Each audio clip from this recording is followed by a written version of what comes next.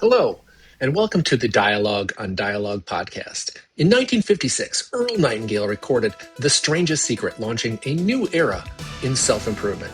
Over his lifetime, he created thousands of radio and audio programs exploring success, purpose, and meaning.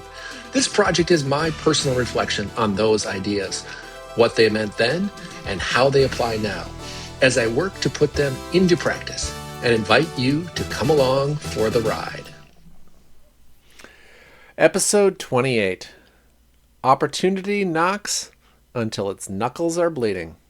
As Earl Nightingale reminds us, people don't need to be educated nearly as much as they need to be reminded. This series is about remembering the truths we probably already know and learning how to live them. Earl opens this episode by pushing back on a familiar cliche. Opportunity knocks only once. He said that this isn't true. It's simply not true. Opportunity knocks until its knuckles are bleeding. The problem isn't a lack of opportunity. The problem is that we're often distracted, unclear, or unwilling to open the door. Earl encourages us to do something very concrete. Grab a yellow legal pad. At the top of the page, write a simple question like, how can I have a more fulfilling career? Then start writing possible answers. Not one or two, but many. Do this seriously. Do it with a partner. Do the hard work of thinking through the options and building a plan. Opportunity favors people who are willing to think deliberately about their lives instead of drifting through them. Next, Earl turns to his attention to education, especially early education. He argues that schools should do a better job of exposing young people to a range of jobs and careers that actually exist. Most people don't know what they want to do when they're young. Not because they lack ambition, but because they lack exposure. It's hard to know what you want to do when you don't know something exists. Now, I'm not sure, maybe they've gotten much better about this today, but it seems like technology probably really could help.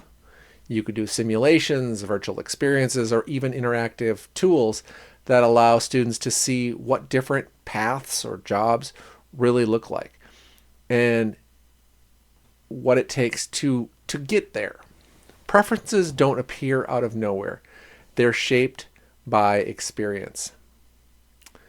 Earl then runs a classic thought experiment.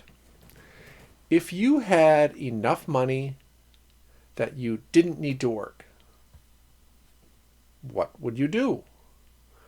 This can be a useful exercise. It often reveals what we're genuinely drawn to or core interests for us. But I think there's a catch. Most people who end up in their dream job didn't start there. They spent years learning and struggling and growing and becoming competent long before the work became fulfilling, which leads to what I think is a most valuable insight in this episode. Meaning is often created, not found. In almost any job, field, or career, there is more that can be done to make the work meaningful. But those opportunities don't always appear automatically. We often have to seek them out. We have to advocate for ourselves. We have to be willing to take on extra responsibility, stretch beyond the job description, and trust that extraordinary effort is noticed and rewarded. Earl makes a point that ties everything together here. Our rewards are in direct proportion to the number of people we serve. If we want more opportunity, more growth, more reward, we need to figure out how to serve more people or serve them better. Opportunity doesn't just knock from the outside. Sometimes it's built from within.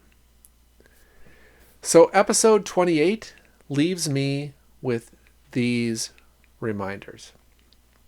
Opportunity is persistent, even relentless. Clarity requires effort. Meaning grows through service. And fulfillment is often something we create, not something we stumble upon. Opportunity will keep knocking. The question is whether we're ready to open the door. Until next time, remember, the answers are older than we are and just as relevant today.